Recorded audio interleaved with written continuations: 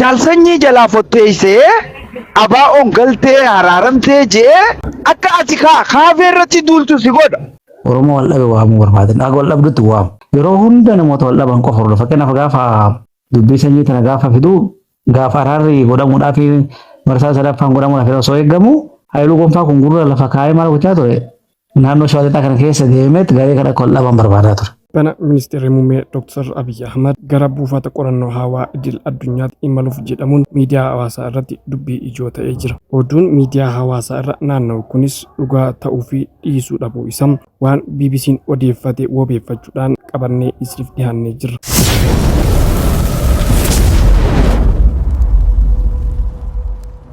Yooyyaa harka fuunee ashamaa hordoftootaa fi kabajamtoota maatii jiru miidiyaa nageenyi keenya bakka jirtanitti isin dhaqqabu isiniin jenna. Odeeffannoo Ministeerri Muummee Dr. Abiy Ahmad gara buufata hawaa idil addunyaatti imala jedhuun waan BBC'n odeeffate wabeeffachuudhaan qabannee isiniif dhiyaannee jira. Akkasuma odeeffannoo biraas qabannee isiniif dhiyaannee jira. Gara odeeffannoo keenyaatti osoo isin hin dabarsin dura namoonni jiru miidiyaadhaaf haaraa taatan yookaan subscribe hin godhin subscribe gochuudhaan maatii jiru miidiyaa akka taatan isiniin jenna. Akkasuma like share gochuudhaan nu jajjabeessaan dhaamsa keenya gara odeeffannoo keenya bal'inaatti isin dabarsina isin samma xumuraan faana turaan affeerraa keenya. Dhaabbanni biliyeenara addunyaa Elon Musk yookaan SpaceX jedhamuun qorattoota hawaa qofa osoo hin taane turistoota gara buufata qorannoo hawaa geessuu jalqabee jira. Nama tokkorraa'is gara dooraa miiliyoona 55 yookaan birrii Itoophiyaa gara biiliyoona 7tti dhiyaatu kafalchiisa. Dr. Salamoon Gurmuu Beekaa Yuunivarsiitii Niwuziilaand Otoogo jedhamu irraa digirii sadaffaa isaanii damee barnoota Aerospace Medicine jedhamuun xumuran. Qorataan kunis namni tokko gara hawaa imaluun dura adeemsa hedduu keessa darbuu akka qabuu fi akkasumaan akka hin eeyyamne dubbata. Imilichaan dura qorannoo fi leenjii gahaan dursa kennamuu fi qaba jedhu. Kana malees namni tokko gara hawaatti imaluun dura qorannoo fayyaa irra deddeebiin godhamuun fayyaa buleessa ta'u mirkanaa'uu akka qabu kaasu. Gosoota nyaataa namoota gara hawaa imalaniif addatti kennamuuf jiraachuu mala jedhu. Shaakala qaamaa dabalatee sochii akkamii achi keessatti taasifamu uffata ittiin deeman iyyuu akkamitti akka fayyadaman dabalatee leenjii gahaan kennamuu qabaata jedhu Dr. Salamoon. Kun ammoo yeroo waan gaafatuuf callisanii imaluun hin danda'amu jechuudhaan imala gara hawaatti taasifamu qophii gahaa akka barbaachisu ibsu. Imaltoonni gara buufata hawaa deeman uffata G-Suite jedhamu uffachuu qabu kan jedhu Dr. Salamoon. Innis dhiignii fi dhangala'aan qaama keessaa akka madaala isaa eeggatu kan godhudha jedhu. Namoonni gara hawaa imalan dursa qorannoo irra deddeebii hedduu gochuu akka qaban kaasuun kunis erga imalanii miidhaa fayyaa biraaf saaxilamu waan malaniifidha jedhan. Buufata hawaa irratti lafeen qaama namaa baay'ee haphachuu danda'a. Foon isaanii shunturuu danda'a. Dhangala'aan qaama keessaa kallattii isaa jijjiiruu danda'a. Wanneen akka yeroo lafarra jirutti dhiiga hin raabsitu ofiiyyuu waan biraatti jijjiiramuu dandeessi jechuun waan erga imalamee booddee mudachuu danda'u kaasuun Dr. Salamoon itti dabaluunis hirribni akka malee jijjiirama. Buufanni hawaa kun guyyaa tokkotti yeroo 16 lafatti naanna'a. Daqiiqaa 93 keessatti si'a tokko lafatti naannofta. Kanaaf sa'a hirribaa guutummaan waan jijjiiramuuf balaa guddaa qabaachuu danda'a jechuudhaan ibsu ogeessi kun. Dr. Salamoon namoonni gara hawaa deemanii dhufan argitee yoo jiraatte fuulli isaanii kun bokokee dhufa fuulli isaanii ni jijjiirama jedhan. Humni caarallaa achitti si mudatu miidhaa fayyaa biraa irraan gahu mala kan jedhan hayyoon kun ijaa fi dhageettii gurraa irrattis balaa qabaachuu danda'a jedhan. Namni gara buufata hawaatti imalu dursee shaakala qaamaa gahaa gochuu fayyaa guutuu isaa mirkaneetti kan deemu jedhe ji'oota hedduuf qophii gochuu qaba. Qophiin xiinsammuu matuma isaatii leenjii biraa barbaada kan jedhan Dr. Salamoon gara hawaa imaluun irra caalaan isaa bu'aa qorannootiif taasifama jedhan. Rakkoon namoota gara hawaatti imalan mudatu rakkoo lafarra furuuf gargaara jedhu. Fakkeenyaaf namni tokko gaafa gara hawaatti imalu maaliif fuulli isaa yookaan foon isaa shunturuudha kan jedhu dulluma lafarratti mudatu furuuf sababa isaa baruuf gargaara jedhu. Waggoota dheeraan dura gara buufata qorannoo hawaa kan deeman qorattoota qofa ture. Isaanis ergama tokko xumuruuf qophii waggootaaf taasisuu jechuun dubbatan. Imalli gara hawaa kun baay'ee qaalii waan ta'eef turistootaafis ta'ee qorattoota hedduuf carraa bal'aa hin kennu. Kana kan jedhan qorataan kun dhiyeenya kana keessa ammoo turistoonni gara sana imaluun bashannanaaf itti dhimma bahuu jalqabuu kaasu. Tibba kana Ministeera Muummee Itoophiyaa Dr. Abiy Ahmad gara buufata qorannoo hawaa idil addunyaatti imaluuf jedhamuun miidiyaa hawaasaa irratti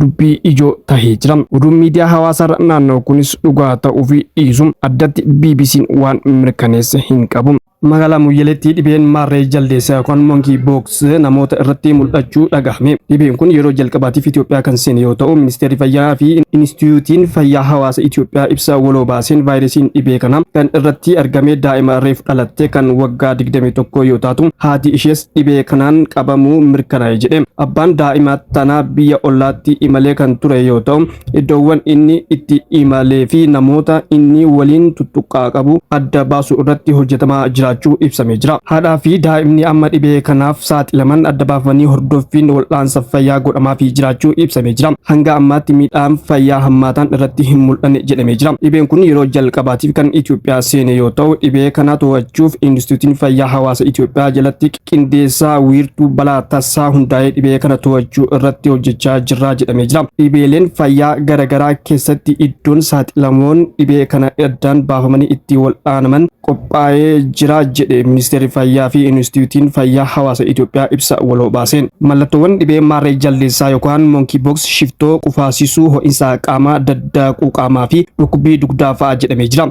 Namoonni mallattoolee kanneen ofirratti argan saffisaan gara dhaabbilee fayyaa akka deemanii qoratamuu fi hordoffiin godhamuuf Ministeerri Fayyaa fi Inistituutiin Fayyaa Hawaasa Itoophiyaa waamicha godhee jira. Egaa hordoftootaa fi kabajamtoota maatii jiru miidiyaa haala siyaasaa Itoophiyaa keessatti deemaa jiruun wal qabate yaada namoota qabannee isiniif dhiyaannee jira. Osoo gara yaada namoota isin hin dabarsin dura namoonni jiru miidiyaadhaaf haaraa taatan yookaan sabskiraayib gochuudhaan maatii jiru miidiyaa akka taatan isin jenna. Akkasuma laayik sheer gochuudhaan jajjabeessaan dhaamsa keenya. Jaalsanyii jalaa fotteessee abaaoon galtee araaramtee jee akka ati kaafee irratti duultu si godha. Jara kanaan rakkoo qaba, jara kanaan rakkoo qaba. Fayyaa Oromoo fayyisee jaalsanyiin galuun nageenya Oromoo buusa. Hin buusu. Hiddaan furuun barbaadu warra mirqaanu kanaatutu walii galuu marii nu dhoorke. Anamma yoo Abiyyiin as deebi'ee marroo kottu, Jawaar kottu, Kaafaa kottu hin mari'annaa jee hin amanu. Waan biraa godhuu deemaan jaa akka kiyyatti. Waan biraa godhuu deema, filima biraa dalaguu deema, ammas deebi'ee diqqaame nyaachuu deemaan jaa malee mariidhaaf gartee if qopheesse mootummaan keenya kuni je'ee hin dhiichisu jechuudha. Warra dhiichisu sanii wajjin booda ammas wal dhabnaa jechuudha. Paartiin Kaafaa'oo akka paartii Kaafaa'ootti deemti. Abiyyi maal godha? Waan jalqaba godhe laal. Kamaal Galchuutii fi Daawit Ibsaa akka wal lola qaban osoo beekuu, akka malee akka walitti hijaan osoo beekuuti, abaa'oo tanaanis kottaa je'ee dafee fiigee Kamaal Galchuu fidee itti gaafatamaa nageenya Oromiyaadhaa godha. Kamaal kun aariidhaan dafee waa balleessee maanootu ibsituu deemaa beeka. Kamaal amma maanootu ka'e jechuudha. Maammat Adamootii namoonni baay'een aktivistoonni biyya kanaa hundi waliin turan. Gaafa galan dafee Maammat Adamoo kana fuudheeti boordii OBN irra godhe. Maammat Adamoo har'a sabaafis hin dubbatu, waan takkaafis hin dubbatu, bakka inni jiru namni beeku hin jiru. Wahiin tuqe achirraa alas godheeti Jaafar Alii fuudhee boordii OMN irra godhe. Nyaatee caccabsee shukushum godheeti namni kun gabbee sabaaf hin lolu, gabbee wannaaf hin ta'u. Waan nama godhe gartee amma kana gizeeni geema akkanaa kana ani kun taphachuuf yeroon barbaadu rakkoodhaaf karaa banuudhaaf akkaan deemu anaa kana beekuu qabnaadha nuti. Kun mootummaa rakkoo ta'uu yoo sirriitti hin beekne wanna inni godhu nu gammachiisuu qabu jechuu barbaadeeti. Nabiyyi hadiisa leen jedhu kitaaba isaa membarna arkaabeessan. Isuma sana jettee gara kitaaba sanarratti maaltu jira seete nama tokko balleessoo barbaadde manni wanni sossobdee jiru gara qileetti oofte qileetti akka badu goota. Waan sanis argatu ufilleen argatu hin badaa jechuudha. Isuma sana jiru oolshaan adeemsa biyya dhoksaan qabu siyaasa Oromootu dukkana ta'ee arguu dadhabe malee abiyya yoo deemu boolla keessa sitti dhufu dukkana keessa ifatti sitti dhufu waan godhu san ifatti godhu. Dubbii kana gaafa jalqabumaa irraa maal barbaada inni Oromoo walii galeen koottaa jechuun barbaadu. Oromoo wal dhabe waamuu barbaada. Akka wal dhabdutti waamu.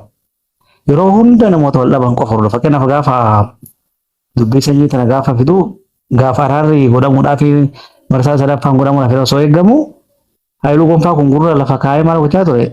Naannoo Shawaalixaa kana keessa deemeet garee kana akka wal dhaban barbaadaa ture. Tarii wal dhabitti jedhee taamii isaanii. Akka carraa ta'e mooraan Oromoo illee bowwaa fitire tibbuma san immoo lolli marroo fi sanyii kun guddate wal dhabbiin. Silaa beeki gaafa diinni mana kee dura taa'ee wal dhaba kee barbaadu ati sila rakkoo kee uffattee walitti dhuftaa yoo miti jaalachuu maaliif wal dhaba keetiin fayyadaman diina san ta'uuf deemame tira sillachuu miti.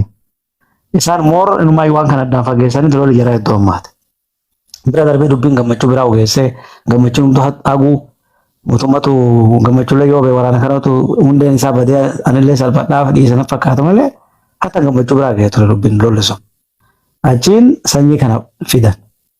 Sanyii kana ka fide mootummaan sanyiin gara isaa wal loluu isaati. Yeroo hunda mootummaan garee bakka wayiitti mufii qabuu fi qaawwa wayii deemee mootummaa garee wayiitti makamee garee sanitti haaloo ba'uu barbaadu wayii barbaada. Yeroo hunda fakkeenyaaf Getaachoo maal godhaa? Getaachoo jechuun nama Dabrasoonii fi eenyuun caalaa Tigiree kamuu caalaa biyyiin xiqqeessaa arrabsaa nama ture. Abadan yeroo sanitti waggaa lama dura har'a nutti fakkaatu malee poolitikaan kun waan hin beekutu barri hin darba. Nutti fakkaatu malee namni waggaa lama dura Getaachoo fi Abiyyi waliin ta'anii shaayii dhuguu yaadu hin jiru. Abadan. Asitti miti qabri keessatti darbe. Inni garuu maal har'a deemee Getaachoon har'a firri namtichi silaa biyyiin osoo argatee nyaatee ati eegdu har'a namna biyyiin baraaruuf dhadhabu ta'uu Getaachoo. Inni mala kana qaba. Isa kana gochuudhaaf dirqama maal ta'uu qaba? Getaachoon jira wal loluu qaba. Jira wal loluudhaaf immoo Abiyyi haala mijeessuu qaba. Abiyyi wannummaan Getaachoo pirezidaantii godhee Dabrasoon caalaa filatee fiyyuu Dabrasoon duraayyuu agreesiividha imooshinaaliidha hiikan qabu. Poolitikaatti gara keessatti hiikan qabu Getaachoo. So jara wal rukuchiisee isa jabaa kana maanuu tuqsiisee gara ofiitti fiduuf gara mooraa fide. Kanaaf ture. Kun maanuu tuqsiisee gara mooraa isaa fide. Gara mooraa isaatti kan fide Tigraay fi miti. Mooraa sadii cabsuudhaan. Oromoon lakkaa'ume. Namoonni gara aangootti fide hundi warra iddoo wayiitti mufannaa qabanidha. Warra iddoo wayiitti miidhama qabna jedhanii miidhama sana haaloo ba'uudhaaf yookaan immoo achi keessaa ba'uudhaaf qaawwee barbaadatan hundi. Fakkeenyaaf qajeelaaf nama hoggansaa ba'u ture fide aangootti kan nama bu'u ammeessa kurumbeetu. Nyaatee bulaa ta'e waan nyaatu dhabee jiraataa jira ta'e maraatee hin beekamu. Bade namni masoo warra isa wajjin ture hundi bade amma leengadha toleeraa dhabaa waardiyyaa wayii ta'e iddoo itti akkataa ture itti ijoollee wanneen guruupii wanneen kun haasaan ture asirra. Toleeraa jechuun nama hoggansa ture beekamu hoggansa ba'u. Warri kumaan hin beekamu bilisummaa gabbataa fi nama taa'ee qallabamuu fi birriin keessa isaa guuttase. Ofimmoo warri kun taphaan alataan eenyu eessa akka hin beekamu. Amma sanyii kana gorsaa godhe. Waggaa jiru muraasa booda waggaa tokko booda olmoo soo hagam ture sanyiin hagamajjii qofa gorsaa Shimallis ta'a akka keeyyatti. Wanni malee gorsaa godheef iyyuu gorsaa jechuun aangoon isaa hin beekamu ji'a tokkos turuu danda'a waggaa tokkos yeroo dheeras turuu danda'a. Barbaannaan gorsaa goottee taphaan ala godha. Fakkeenyaaf intina hangaasaa maal godha? Hangaasaa waa'ee albuudaa hin beekne. Albuudni kun kanatu dhagaa kanatu maalidha addaan hin beekne gorsaa waajjira albuudaa Oromiyaa godhe gaafa jalqaban dhufu. Namni sun waa'ee albuudaa hin beeku waa'ee maal osoo bara gorsaa biiroo fayyaallee godhe rakkoo qabu xiqqaatan kun narsii ture. Waa'ee fayyaa hin beeka. Nama waan hin beekne irratti fiddaan gooyitti kennita nama sun dhagayechitti waa'ee sanii dubbatu hin danda'u. Sanyiin gorsaa nageenyaa Shimallis. Sanyiin waltajjii guddaa Oromiyaatti qophee kan anillee inni irratti mataa irratti dhufe ani bara haasaan danda'u poolitikaan danda'u kan dandeenyu qawweedha nama jedhee gabbee dubbata. Nama san gorsaa ofii godhata. Namni kun waan guyyaa tokko Shimallis hin gattaa'ee hin gorsu waan itti mul'een qabu fi taayitiin isaa gorsa.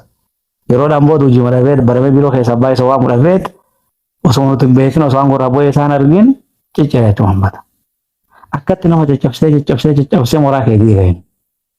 Wanni maaliif balaa himoo qonnaan nu keessa balaa. Maaliif rabbi jedhaati Abiyyumaa wajjin bilbila ol nu qunnamsiisa isuma wajjin ija ol nu barsiisa maaliif jedha. Maaloo sana isa toksiisa biyyi. Osoo beelii Oromoodhaa barqoo jira kanan daleedhaa fi gudii isaan goonaa jedhee takkina maanoo tokko godhe. Achiin booda inni san argu namni immoo waan inni akka dalagee akka san kan dalagee harka biyyeeti. Ofii immoo kan himamu harka keessu balaayeeti. Isa kanallee akkasuma godhee sooftaadhaan si ari'aa jechuudha. Akkas nyaatee si fixa nyaatamuu saniif garuu bu'uurri eessa dogongora mooraa kee keessaa. Inni yeroo hunda faawulii kee eeggata malee faawulii sin tuqsiisu. Faawulii kee argatu malee sin tuqu. Ati faawulii kee eeggatte taanaan Abiyyi karaa deemu hin beeku. Mooraan qabsoo Oromoo faawulii uumuu malee immoo faawulii cufatu irratti dadhaba.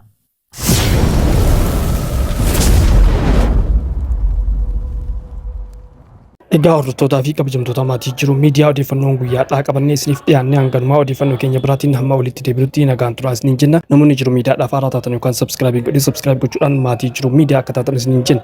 Akkasuma laayik sheer gochuudhaan jajjabeessaan dhaamsa keenya yaadaa fi odeeffannoo qabatan gara koomantiitiin nuuf kaayaa waan nu jirtu turtaniif galatoomaa ulfaadha.